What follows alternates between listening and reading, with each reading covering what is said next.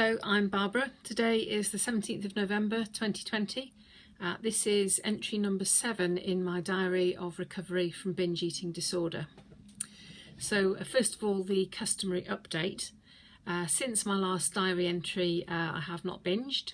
I have, however, weighed myself, which I had vowed that I wasn't going to do. So here's how it came about.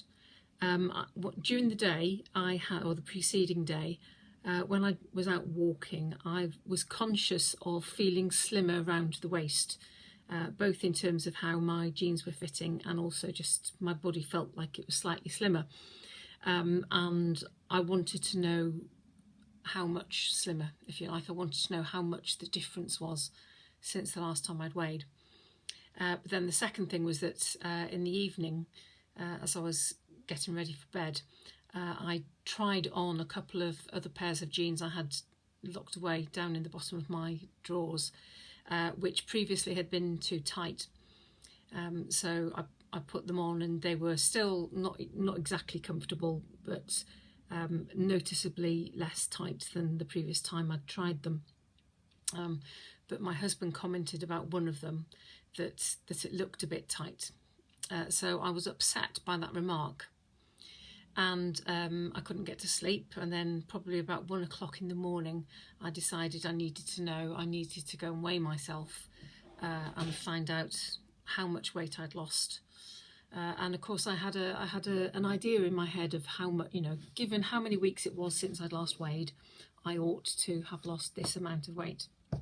So I had to go and find the scales where I'd hidden them in the spare room.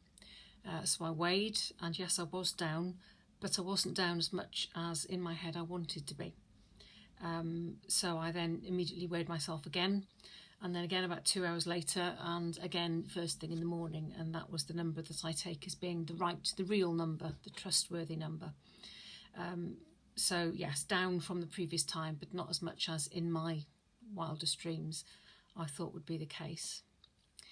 So where does that actually leave me? Because knowing a number most decidedly hasn't helped. It made me feel rubbish. Now there's no reason for me to feel rubbish because I've been eating pretty well. I've been eating sensibly. I've been enjoying my food. I've been having snacks when I've wanted to. I've included things that many people would consider binge foods, but in a sensible amount, not in, I haven't binged.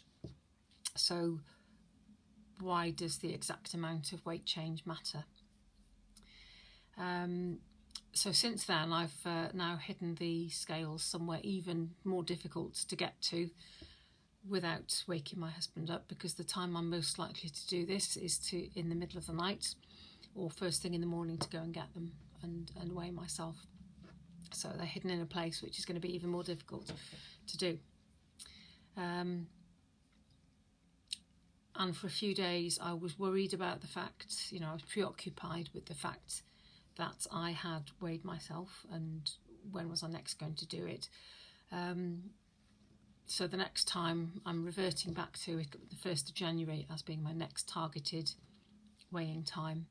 But I'll review nearer the time and see whether I think that would be a good idea or not.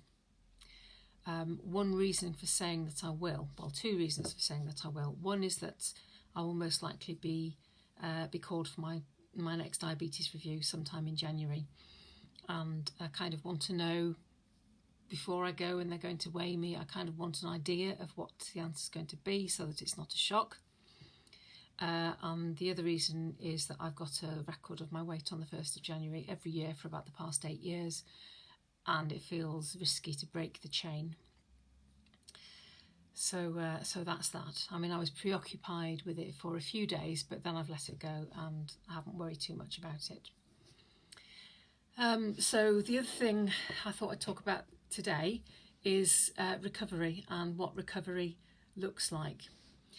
There's a thing called the DSM-5, I think the Diagnostic and Statistical Manual, edition number 5 of the American Psychiatric Association.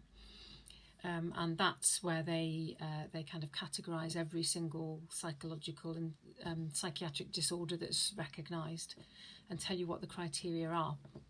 And that has criteria for binge eating disorder. And when I went and had a closer look at it recently, I discovered that there are criteria for partial or full remission. Now they say partial remission is when the average frequency of binges has fallen below once per week for a sustained period of time. Although they don't say what a sustained period of time is. I would imagine you're talking months rather than just a few weeks, because the diagnostic criteria for binge eating disorder includes that you have binged at least once a week for a period of 3 months. So I guess if, having met that, if you then go several months and binge less than once a week, then you are in partial remission. It then goes on to say that full remission is when, having previously met all the criteria, none of the criteria of binge eating have been present for a sustained period. So that means no binges at all for a sustained period. Again, they don't specify what that is, but I would imagine you're talking a number of months, maybe 6 months, I don't know. But not just the binge eating, other characteristics as well, which are, and I'll just get them up in front of me so that I can tell you. Marked distress regarding binge eating. I suppose, actually, if you're not binge eating, you can't be distressed about it, can you? You see, according to these criteria, I am definitely in partial remission from binge eating disorder. I'm not yet in full remission because I had that binge about, 2 or 3 weeks ago.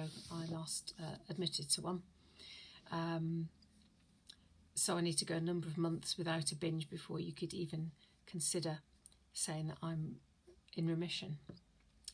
But I want to draw the distinction really with recovery, because when you look at the criteria in binge eating, in the diagnosis for binge eating disorder, it's all about binging. And I suppose that makes sense really, because if you're not binging, then you don't have binge eating disorder, except that the binge eating is sustained by thinking patterns, by all or nothing thinking, by perfectionism. There is a kind of obsessiveness with weight and eating, and those don't go away straight away. So the fact that I haven't binged for however long it is doesn't mean I haven't thought about it, doesn't mean I haven't been thinking frequently about my weight, about my eating, because I have been. I have been anxious anytime I go for a snack, anytime I have some chocolate and I think, oh, it would be nice to have some more. There's a little bit of anxiety. Is this the beginning of a build-up to another binge? So I think for me, recovery means not only that I don't binge eat, but also that I'm not constantly obsessing about it. It also means that my weight will stabilise somewhere, and I won't need to worry about it fluctuating up and down, so that eventually I'll be able to have only one size of clothes in my wardrobe. It will mean that I don't worry about social occasions or holidays, what food will be available, whether it will be enough, whether it'll be the right thing, because I'll be sufficiently relaxed that, I can eat from what is available and not be worrying that I'm going to lose control. And if what is available isn't to my liking or isn't sufficient and I'm hungry, that it will be okay. It will feel okay for me to say, do you know what, I'm hungry, I want to go and get something to eat. I won't be second guessing myself constantly about whether I'm allowed to eat this or not. And I suppose the other area which affects people who are very, very overweight, who've got binge eating disorder, doesn't necessarily affect people in the normal weight category quite so much, although I might be wrong about that, is the idea of stigma. Because binge eating disorder, along with other eating disorders, is very secret and very hidden. And some people who have, many people who have them don't actually realise that they have an eating disorder. but even when they do, they're reluctant to let people know. So why would I be reluctant to let the people in my life know that I have an eating disorder? Well, for me, a big part of the answer to that is because I'm so big. If I weren't overweight, or if I were only, a stone overweight or something like that, I don't think there would be the same sense of shame.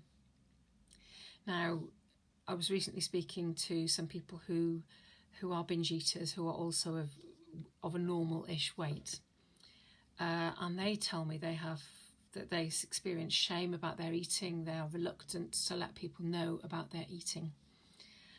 So in other words, the shame is the same, but I've also got shame about my weight. And society is deeply prejudiced against people who are very big. It is assumed to be about being greedy, being ill-disciplined, about having no self-control, no self-respect, and that's why you're fat. Well, it's not as simple as that. However, because I know when I meet someone, there's a good chance they're judging me on my weight, I don't want to give them something else to judge them over as well. People who are very obese are judged or assumed to be lazy, less educated, less able, less intelligent. People will say things like, well, how could they let themselves get into that state? Don't they care? They do care, they do know, and there's a good chance, if they're very large, that they might have binge eating disorder. Not everybody who is obese has it, but obese people, big people, are more likely to have binge eating disorder than people of normal weight. And the weight prejudice and the fear, the shame and the fear of judgment about the eating kind of join together to make people even more reluctant to disclose what they're doing. So for me, one of the reasons I'm making this vlog is because I don't want to hide anymore. I want to help other people who might be suffering. I want to help family and friends of BED sufferers to know, or to have some insight into what it's like, so that if your own relative or friend doesn't feel able to talk to you, you'll perhaps have some of an idea. I would recommend, if you're in that position, so if you have someone in your life who you think may have BED, or perhaps they've told you that they have, go and educate yourself. Go and read the BEAT website. Thanks, I'll put a link to that below again. Read books like Overcome Binge Eating, Intuitive Eating. Go and look for the Binge Eating Therapist on YouTube. Listen to the podcasts. Find out, get a picture of what it is like for people who live with binge eating disorder. And that might give you a better idea of how to talk to your relative or friend you're concerned about. Please be aware that there will be times they're able to talk to you, and times that that's the last thing they want to do. And I get that can be annoying, and that you don't know where you stand. You don't know whether it's all right to raise the subject. But as long as you're kind, as long as you're accepting and not judgmental, it's probably going to be a relief to them to know that somebody recognises them, cares about them, and wants to help them in their recovery. My recovery is going to be a long process, but I think I'm moving in the right direction. Bye for now.